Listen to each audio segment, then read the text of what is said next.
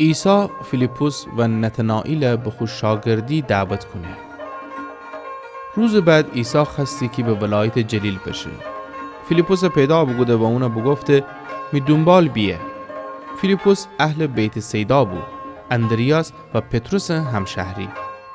اون نتنائیل پیدا بگوده و بگفته اون کسی که موسی در تورات درباره اون بگفته و پیامبرانم بنویشتیدی پیدا بگودیم.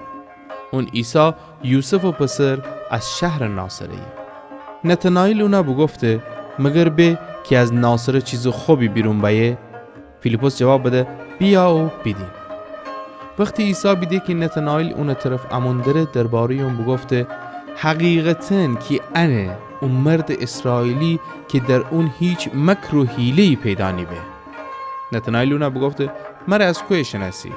عیسی جواب بده قبل از اون که فیلیپس تر دخانه وقتی که درخت انجیر زیر عیسی تره بیده. نتنائیل جواب بده استاد تو خدا پسری، تو اسرائیل پادشاهی. عیسی در جواب بگفته آیا به خاطر انکی بگفتم تر درخت انجیر زیر بیدم ایمان باوردی؟ ازم به بعد چیزان بزرگتری دینی. بعدم بگفته آمین آمین شمر گم که آسمان بازبه و خدا فرشتیان در حالی که بر انسان پسر بزیر ایدی و با آسمان شیدی دینیدی.